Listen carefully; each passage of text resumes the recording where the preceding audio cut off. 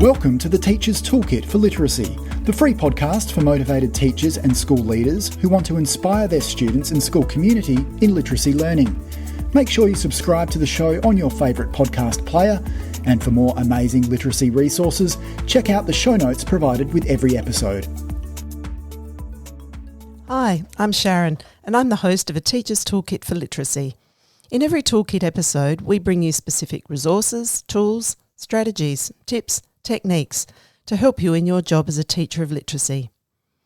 Firstly, we acknowledge and pay our respects to the Kaurna people, the traditional custodians whose ancestral lands we gather on. We acknowledge the deep feelings of attachment and relationship of the Kaurna people to country, and we respect and value their past, present, and ongoing connection to the land and cultural beliefs. And let's do a wrap up of the week. What I've been doing in schools over this last week. The week that was. The week that was. Oh, well, wonderful big week for me, especially as we launched into the sixth of the workshops in the series called Be Brave and Lead. So working with a really dynamic group of principals and their literacy leaders across 10 schools in the Adelaide Hills. Mm-hmm. So we... Be Brave and Lead in Literacy. Yes. Be Brave and Lead in Literacy. Yep. Our session last week was really focused in on the tools and routines for word work. And one of the big things that's going to lead very nicely into today's session is that we really looked at that research and that work around like what do good readers, good writers, good spellers do? So our Friday session looked a lot at what do good spellers do and how does that help us know? So what are the habits and behaviours that they have that we can use to really inform our teaching? So you'll hear that mirrored in today's podcast session of the habits and behaviours of good readers. Yeah, because our podcasts, just going back a step, are all about giving really good insights, special insights to teachers, especially on things we've learned about in the field especially, and just practical tools that they can use and practical ideas that can really work in their classrooms for them. Yes. So with that in mind, and last week I know we talked, extensively about our timeless T's of literacy instruction, but digging deeper and unpacking the habits and behaviours of good readers, it's kind of getting to the nuts and bolts, isn't it, Sharon, of reading, what we do with reading. Yes, yeah. So today we're really sort of going to explore, so what do we mean by habits and behaviours? And why are they important? How do we know which habits and behaviours we're really trying to develop for our young readers? And how can we support that? How do we grow readers in classroom by developing those habits and behaviours? Yeah, how do you kickstart it in the classroom? How do you get the habits and behaviours that you really want? Yep. How do you kickstart it, and how do you keep that going? So really it comes back again to something else we keep mentioning all the time, is about the three selves. How do we get good readers being self-motivated, self-regulated, self-directed as readers? Because that's what good readers are doing. They're the three things that they really bring to their reading practice. So, and these are not necessarily in order that you're going to tell us, but no. We might start with number one, even though it's not an order. What would you like? Well, so in unpacking today, in thinking about habits and behaviours, so really I think I mentioned a little bit earlier when I was talking about the work we were doing with the principals, with like what do good spellers do. Over the last 30 years, there's been a lot of research that's really come about looking at what do good readers do. So in looking at what good readers do, how can we bring that, because good readers, learning about what good readers do, that is accessible to any child then. There is no... So often when I go into classroom and I say, oh, we're going to do something today about, that good readers do. And immediately some children sort of slump down as if to say, well, I clearly know I'm not a good reader. And that's not what we want young readers to feel straight away. It's not, it's wrong. They should never feel that they are not a good reader. Because they're all good at some aspect. Yes. Yeah. And I don't think at times we're clear enough about what do good readers do? What are those habits and behaviours of real readers? So the number one that we want to talk about is that good readers actually read a lot. Sometimes we do fall into the trap of thinking when a child isn't a good reader that we need to do lots of work with them on reading components, the parts of reading that's going to get them into knowing, well, I have to know this, I have to know my sounds, I have to know, these parts of reading. But we actually want readers to know that being a good reader is reading books. It's knowing how to read, whole full texts, continuous text, that it isn't learning how to just read little bits and pieces of things or learning how to read some words and then let's put all of this knowledge together when it comes to reading.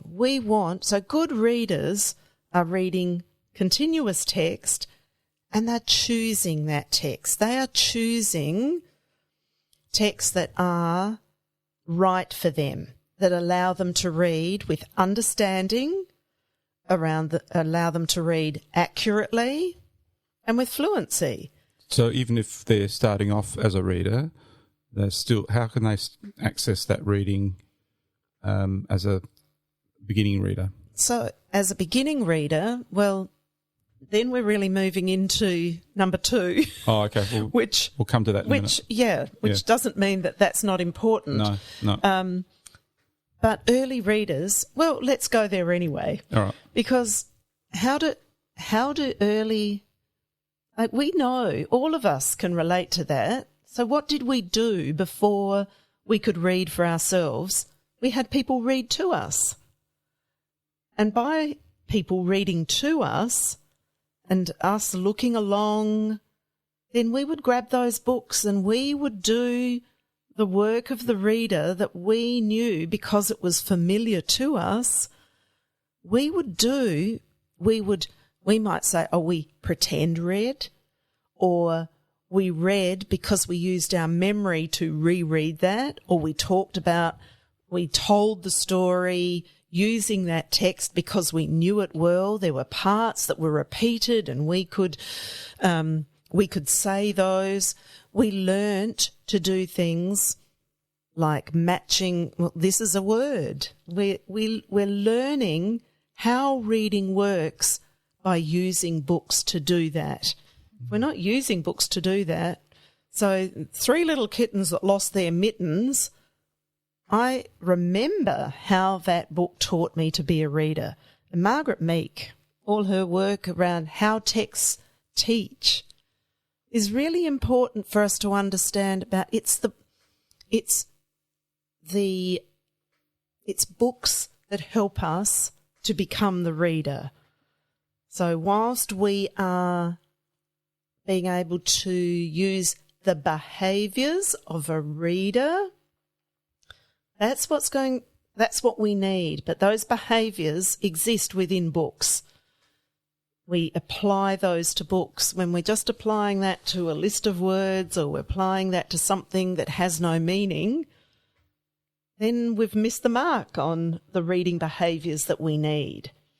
So reading a lot, and lots of research is letting us know that if we want to become stronger and better at reading, it's like anything else. The more we do of it, the more success we have with it.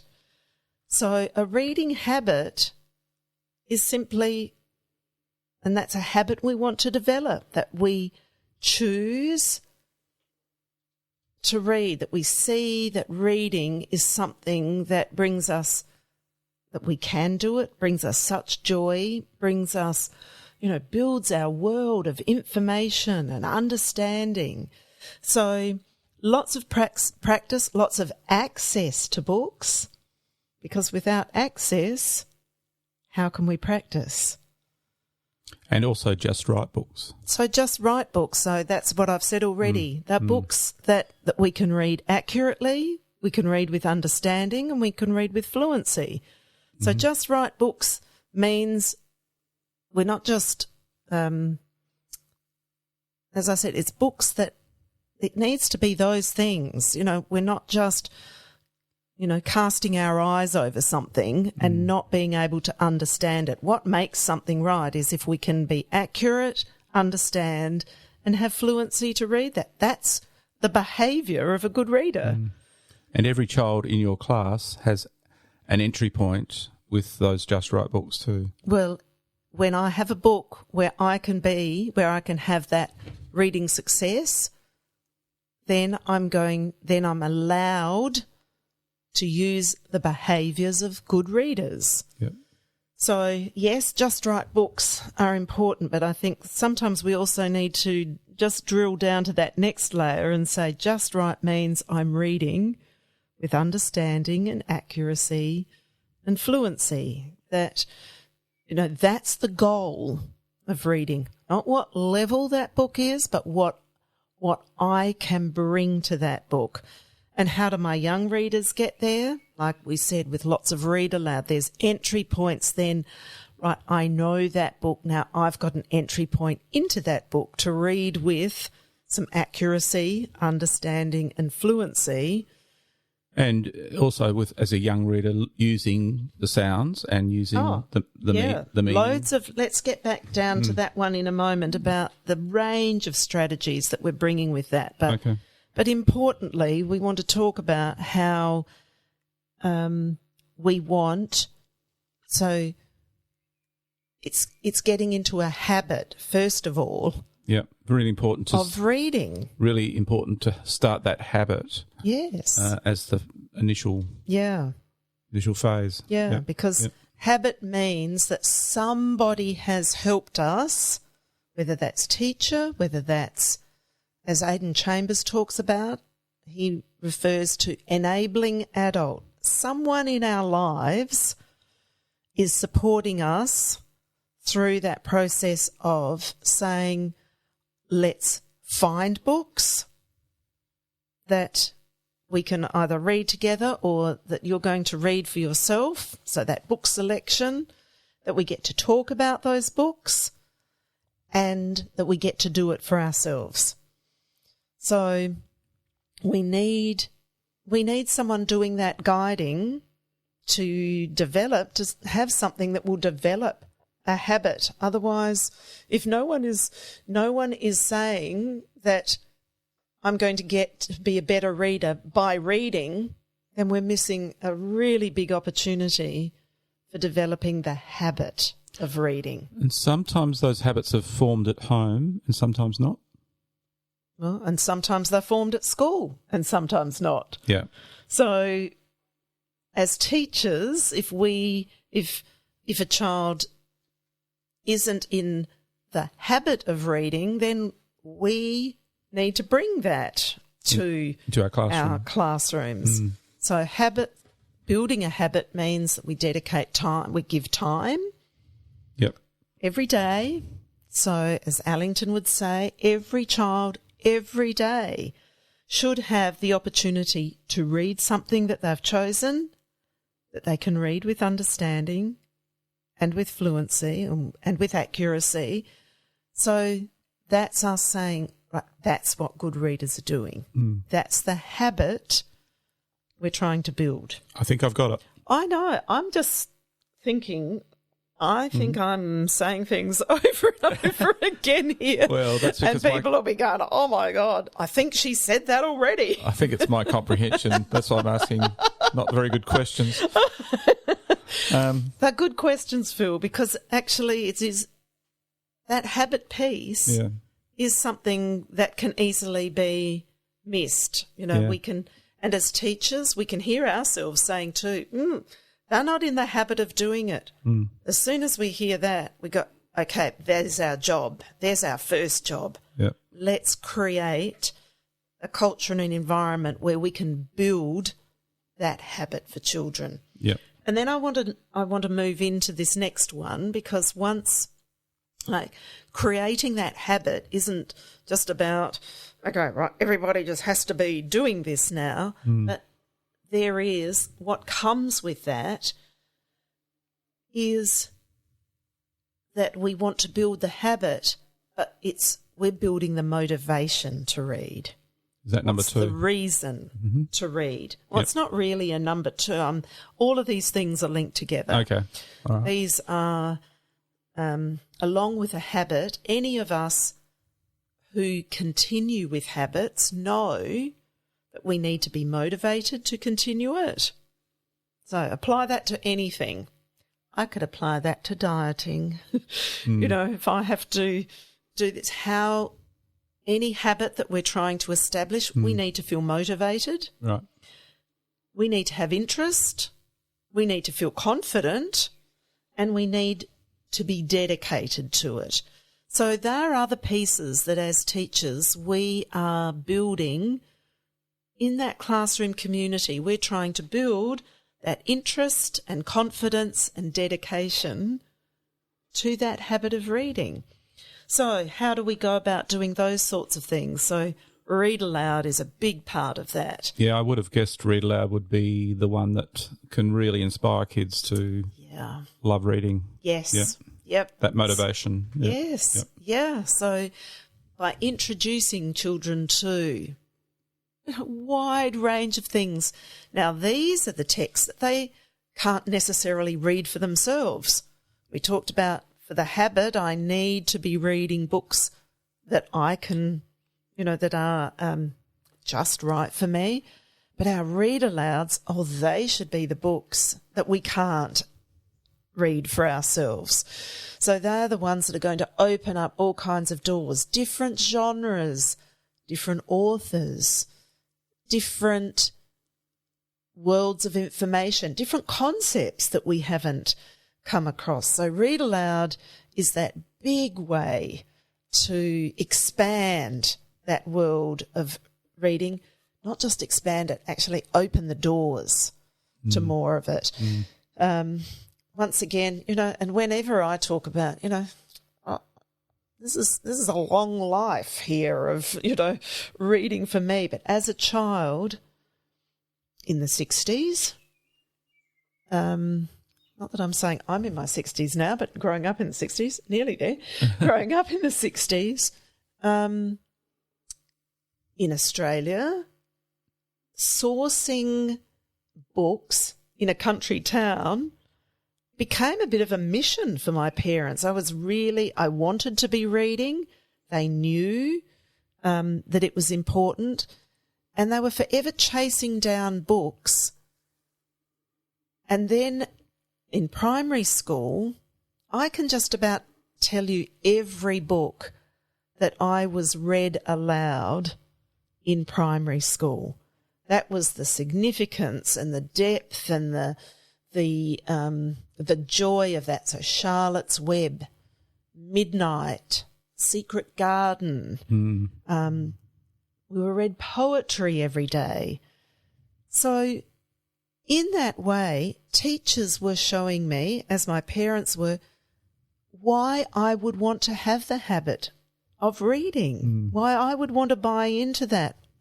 The read alouds just absolutely convinced me why I wanted to be reading. You saw that it was a great thing to do. I mean, yes. You know what I mean? Yes. You see someone riding a bike, you say, well, yeah, I'd love to be riding that bike. Yes, yeah. I can do that one day. And through the read aloud, teachers were teaching me the behaviours of what I needed to be a good reader. So without actually teaching you, they were just... Sometimes they were. They would let me know about how do I, good readers might know. So, chapters will end. Like that's the end of the chapter. Oh, what's the writer done here? How have they ended that chapter? What do I do as a reader? Hold on to all that information for the next chapter. So they were always, through that read aloud, really teaching me explicitly and implicitly and allowing me to practice as I was listening, or allowing all of us to practice as we were listening, what kinds of things we needed to do as we comprehended our way through complex text. And Sharon, sometimes that text was not just a read aloud, it was a shared text that a teacher was showing you. Yes. Or with your parents, it was a book that you were sharing where I could see the text as they were reading it to me. And you'd start pointing to some of the words. And yes. Yep. So, we know how important, and Don Holdaway, his work with why he developed the big book or the enlarged text was to replicate that child on a parent's lap seeing the text. And in this way, a class could see the text. So together, the whole class or a small group. What he was teaching at the time was quite innovative because he was trying to transfer what the parent was doing with their single child to the whole class with a big book. Yep. And that whole term of shared reading gets a little bit, people sometimes get a bit mixed up with that, but so.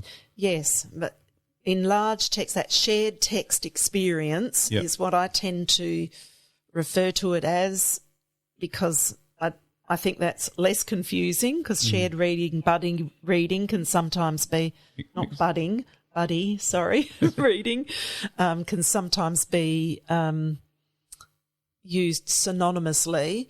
That shared text experience lets us as teacher show and demonstrate and talk aloud, think aloud what behaviours I'm using as a reader to do this reading successfully. So the good reader strategies, the good reader actions, because that's what good readers are doing. They are active.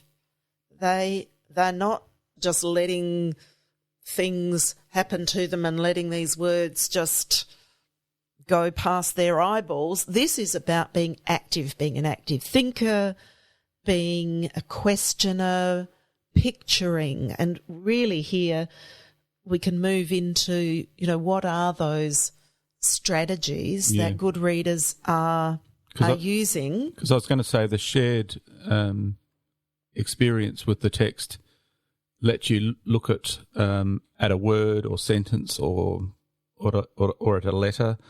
You really can drill down to the actual text, can't you? That's right. Yeah. So all of the strategies or behaviours that we can really teach through that enlarged text or that shared text experience or the read aloud, but certainly seeing text and how we work with that, what we do.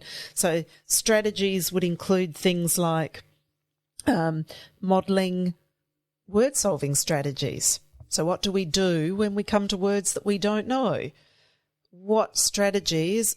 There's not just one strategy, there's a whole range of strategies we can draw on, and we can show in different instances, in different circumstances, what strategy we can employ and what is a good reader strategy. So in continuous text, what is it that we can do to make meaning at that point?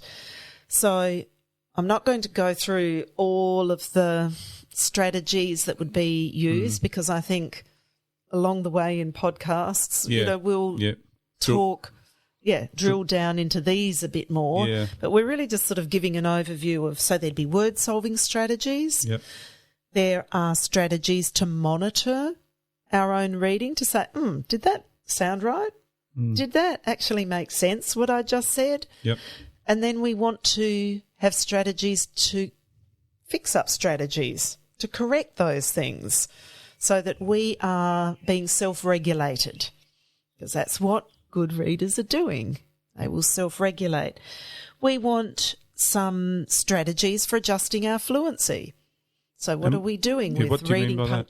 So when we read, are we reading the punctuation? Sometimes we're reading over punctuation, or are we phrasing it in a way that gives us the meaning? Are we reading so fast that we're not having a sense of what it is that we've just read? Or do we give characters voices as we're reading to say, this character's just said this, this is another character saying that? We want to have, fluency immediately impacts on comprehension because it's about making sense, but then we would have specific comprehending the text strategies. So things like, can we picture that? Is what we've just, can we see this in our minds? Because text requires us to be able to picture what the author is saying. Not everything is drawn out for us. So visualising, predicting, questioning. Good readers are questioning all the time as they listen or read text. Oh, what's going on here? Why is that happening? Did I misread something, or making a prediction? It's this wondering, questioning, summarising, inferring, even setting a purpose for reading. Why am I reading this? I'm coming to this. If I'm reading for information on something, I'm going to look at this text. Let me look at the structure of it. Let me look at how I've got entry into this text to find what it is that I've set purpose about. Vocabulary learning. We just learn so much from, around word meaning from continuous text. We build vocabularies. We build enormous vocabularies through reading. Responding to reading. We want strategies about how we can respond. Metacognition. This is that self-motivation, self-direction, self-regulation. When I'm aware of what I'm doing as a reader, then I'm really being an active reader. I know what behaviours I have as a reader and what I need, to be successful. And my background knowledge. And a lot of those we can, go further in future podcasts. Oh, yes, we can. And down the track, there's lots of resources we've got for those, for teachers to learn more about along the way. Recapping so far, we've got read a lot of just right books. We've got motivated, we want children to be motivated to read and grow as a reader. Yes. And then we've just talked about problem solving with a range of strategies. Yes. What's next? So the behaviours of good readers, so building behaviours and habits of good readers is also responding to feedback. Okay. So for children to build their behaviours, so one of the ways teachers know what behaviours and habits to build for readers is to find out what students are doing as they read. So by conferring with readers, so listening to them read, seeing what they're doing as they read, and being able to, at that point, to even be able to say, when this happens in your reading, this is what we can do. So we can introduce them to a new behaviour on the spot. We can get them responding to that new teaching, get them to practice it there, and then take that into their independent reading as a strategy to practice. So part of their actions and behaviours that they can take into. One thing that I didn't get to mention earlier on is when I'm talking about good reader strategies, I really want to anchor some of those in child language in the classroom. And so how would you do that? So doing that, so folks, you don't need to worry about searching the internet for ready-made charts of that. Make the chart with your students and write those actions together. So what is it that, say it's a word-solving strategy that we've introduced to them. Let's say, that the good reader will, does, to solve words, the good reader, might, for a young reader, we might look at what's the, what could the word be? Let's check that, is that what that word starts with? Is that what makes sense? I can list that on the chart as a strategy. I've demonstrated it, and then in a conference, same thing. I can demonstrate that strategy, and I can either leave it with the child as their own action, or if it's on a chart, there may be a number of children in the class that I can say, wow, this is a strategy I've noticed many of us will really, we're ready for. So anchoring it somewhere on a chart, a good reader chart, lets children know what kinds of behaviours are successful things to be practising. Also reminds us as teachers to remind children to use that strategy. And in the conferring, you really can get to each child and help them with those anchored strategies and which ones that they need to go further for. Yeah, and let them show us what it is how they're growing as a reader. And some of your most powerful teaching can be in the moment with that one child or a small group. Yes. Because we were talking about groups in another podcast and how grouping, if it's flexible like this, it could be really quite powerful. That's right. If I can see these children all need this strategy, then I can pull that group together around that shared text that I'm using. So if I've got a shared text and I know that these are the ones that need a bit more work with that, or they're ready for, or they're the group of students that are ready for a strategy that no one else in the class is yet ready for, I can be very flexible in saying, oh, right, you're ready, because I know where they are as readers. So I can, bring those strategies to them in what the principal consultant that I work with calls, I can do it just in time. Yep. Just in time. This is what's needed right now, and I can show them how it works with the text that we're working with.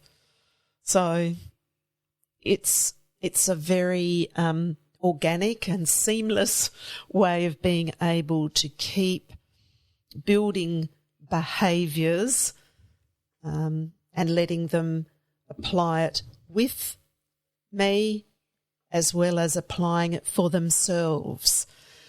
And you're all by recording all this, it may be organic what's happening, but there's a lot of recording so that you're keeping track exactly on what's happening with each child. Yes. Well, by organic, I'm not meaning, so organic that it's dropping out of the bottom of the earth here. No.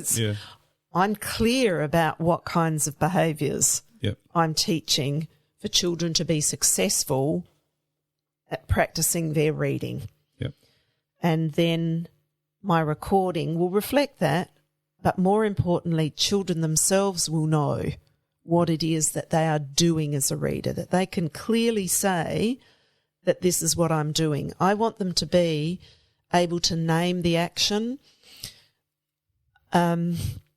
There's plenty of resources out there, that refer to actions that, might have cute names, but they don't actually give readers the behaviour, the action of what to do. So I'm just going to be politically careful on that front. Okay.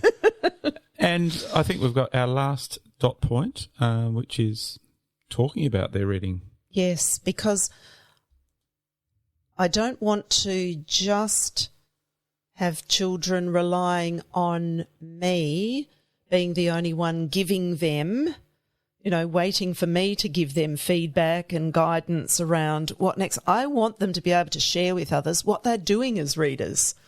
I want them to be able to talk to others about.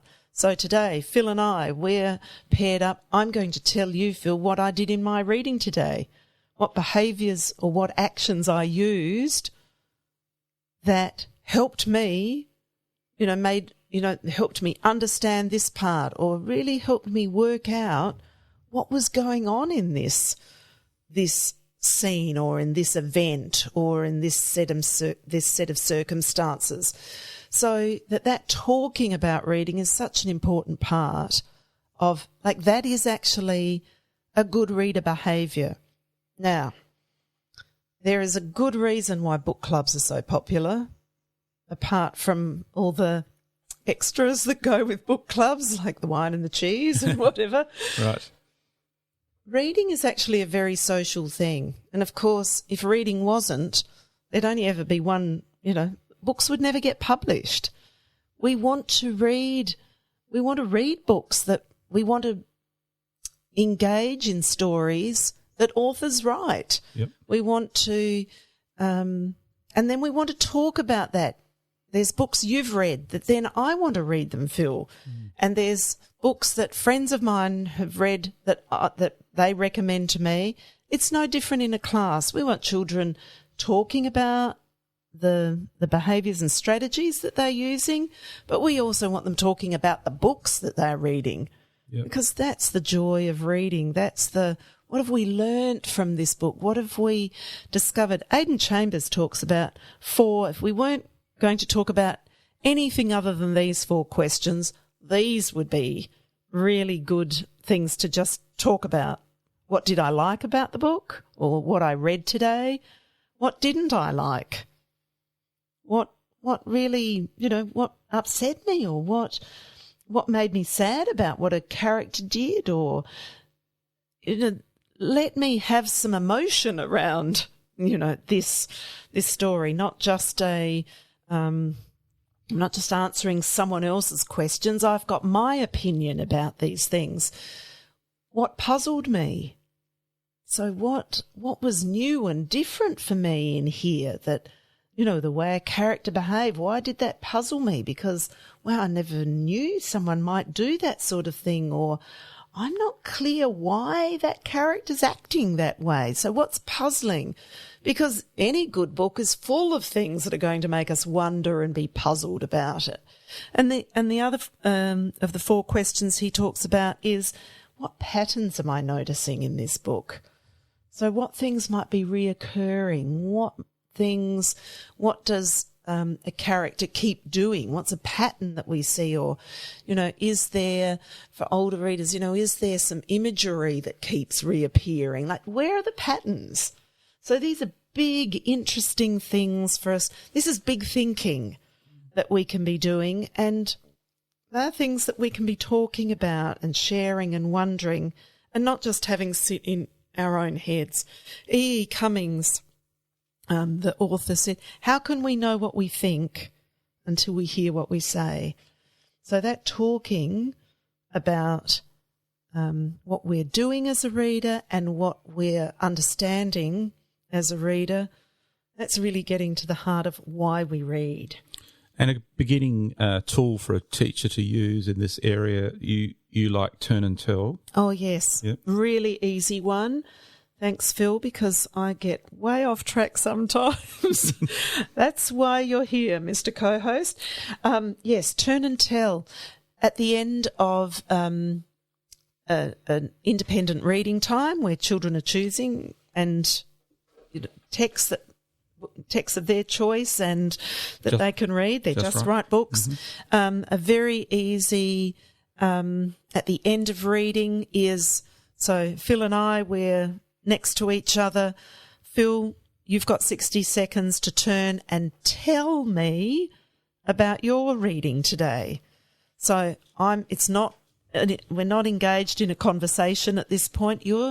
It's your opportunity to tell me. As teacher, we can focus that in, or we might just leave it open as it just maybe the Aidan Chambers questions, or we could talk about a strategy, but then after your 60 seconds is up, then it's my turn to tell.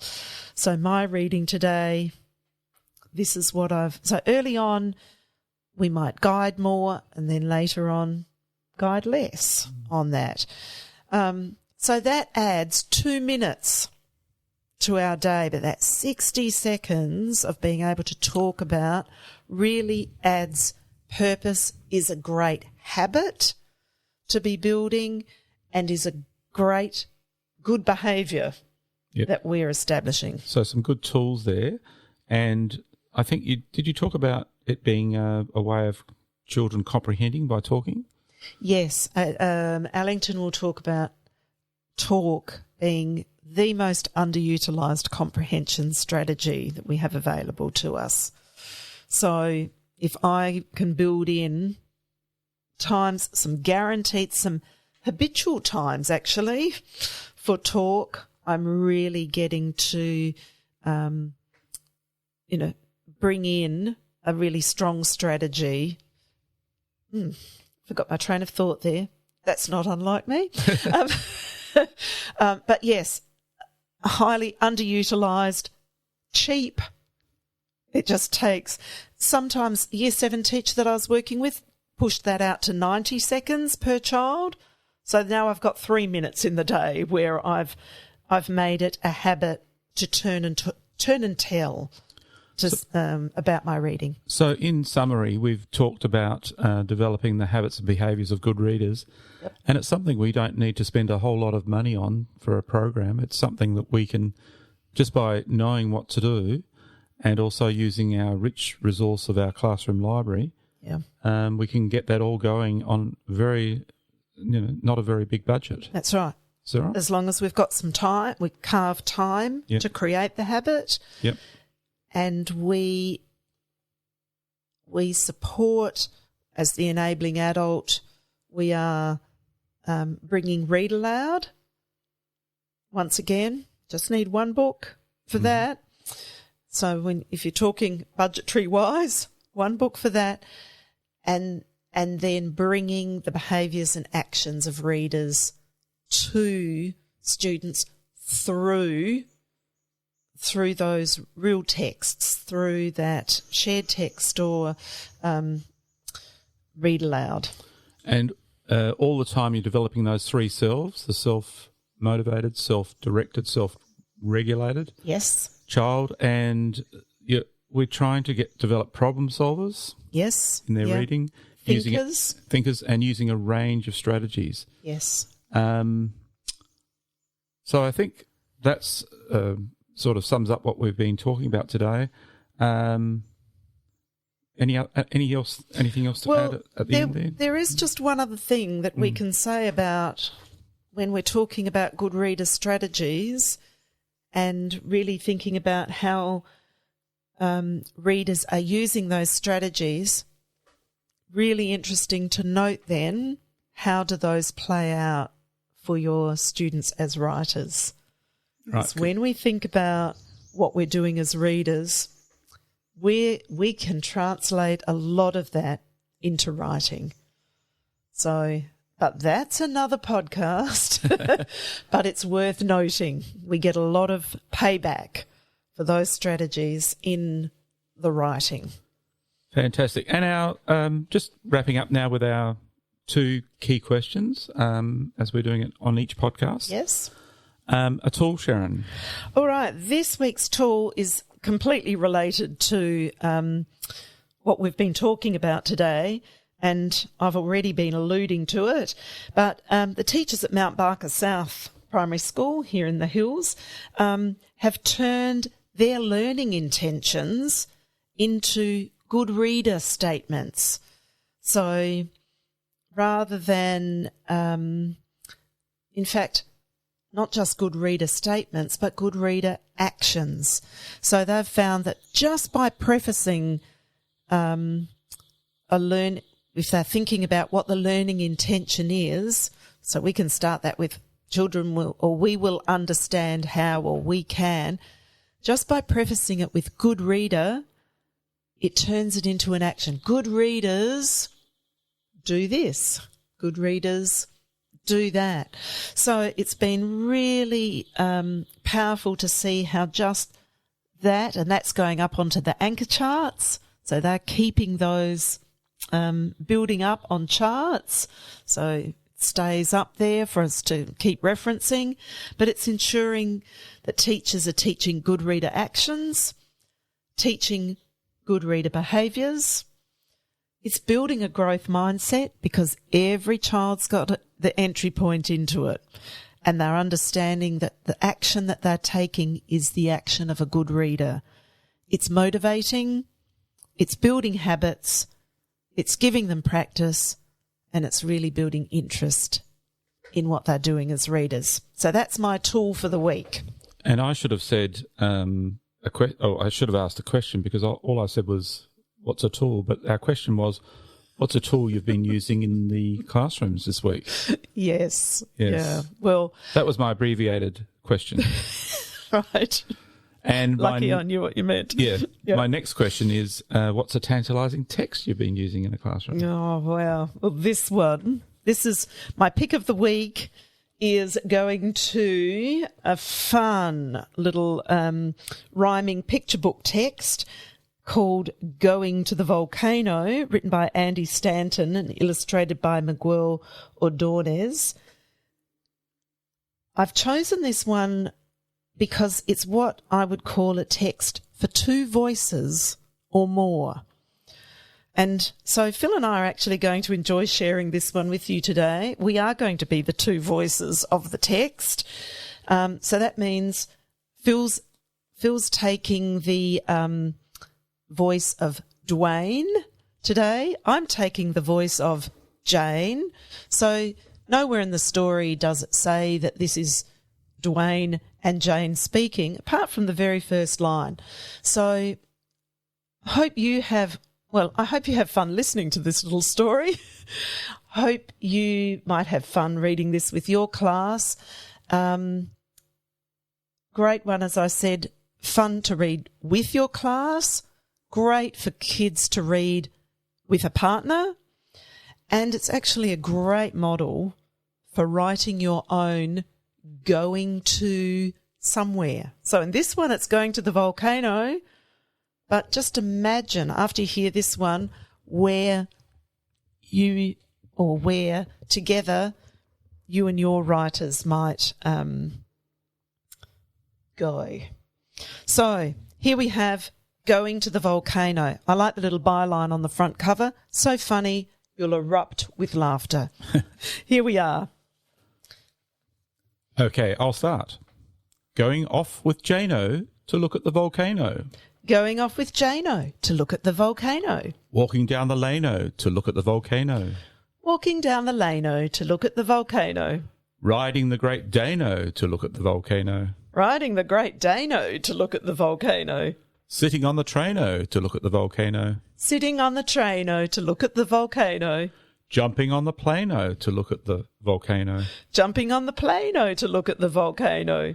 Flying off to Spaino to look at the volcano. Flying off to Spaino to look at the volcano. Splashing through the Reno to look at the volcano. Splashing through the Reno to look at the volcano. Going up the Crano to look at the volcano. Climbing down the Chano to look at the volcano. Pause. Boom! In a lot of paino because of the volcano.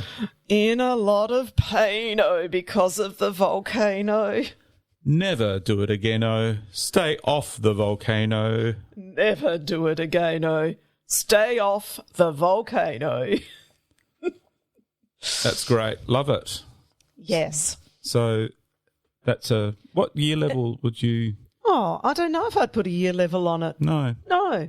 But I am going to say one thing, that in that read, I've read that many times as a read aloud. For you today, Phil, that was your very first read.